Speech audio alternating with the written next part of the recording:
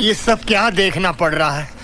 अच्छा है मैं अंधा हूँ। हंसते हुए चेहरे, सादगी भरा अंदाज और वो अनोखा समय जो हर डायलॉग को यादगार बना देता है। जी हाँ, आज हम बात कर रहे हैं बॉलीवुड के उस कलाकार की जिसने कॉमेडी को एक नई पहचान दी, असरानी जी की। बताते हुए बेहद दुख हो रहा है कि 20 अक्टूबर 2025 को हिंदी सिनेमा ने अपना एक चमकता सितारा खो दिया, लेकिन उनकी मुस्कान, उनका अभिनय हमेशा हमारे दिलों में जिंदा रहेगा। असरानी जी, जिनका पूरा नाम गोवर्धन असरानी था, भारतीय सिनेमा के सबसे प्यारे और सम्मानित हास्य कलाकारों में से एक थे। उनका जन्म 1 जनवरी 1941 को राजस्थान के जयपुर जिले में एक सिंधी परिवार में हुआ था। बचपन से ही उन्हें अभिनय और नाटकों का बहुत शौक था।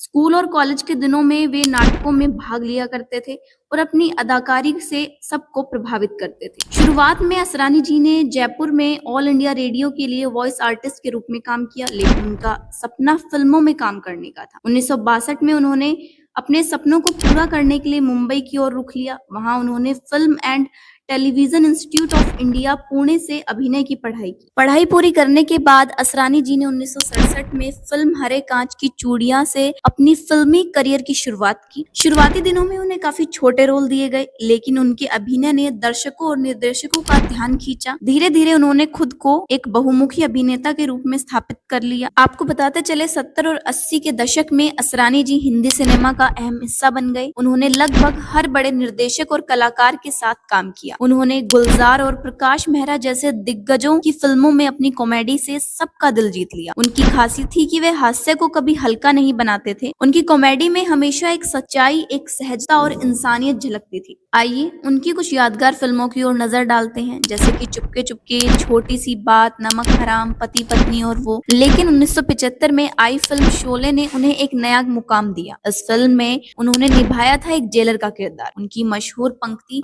हम अंग्रेज के जमाने के जेलर हैं। आज भी लोगों के चेहरे पर मुस्कान ले आती है। इस एक किरदार ने उन्हें अमर कर दिया। असरानी जी ने अपने करियर में 3 शो से अधिक हिंदी और गुजराती फिल्मों में काम किया। उन्होंने कुछ फिल्मों का निर्देशन भी किया और दर्शकों से खूब सराहना पाई। कॉमेडी के अलावा उन्होंने कई गंभीर भूमिकाएं भी निभाई, जो यह साबित करती है कि वे केवल हंसी के कलाकार नहीं बल्कि एक पूर्ण अभिनेता थे। अब असरानी जी के विवाहित जीवन की बात की जाए तो उन्होंने अभिनेत्री मंजरी असरानी जी से विवाह किया था, जो खुद भी एक कलाकार थी। फिल्म जगत में हर कोई उन्हें एक विनम्र स्वभाव और प्रोफेशनल रवैये से याद करता था। मुंबई के जुहू इलाके में 20 अक्टूबर 2025 को असरानी जी का निधन हो गया। वे कुछ समय से बीमार चल रहे थे और सांस लेने में दिक्कत का सामना कर रहे थे। उनके निधन से पूरा फिल्मी जगत शोक में डूब गया। सलमान खान, हेमा मालिनी, परेश रावल और कई कलाकारों ने उन्हें याद करते हुए कहा कि असरानी जी ने अपने अभिनय से करोड़ों लोगों को हास्य और खुशियां दी। असरानी जी का जीवन हमें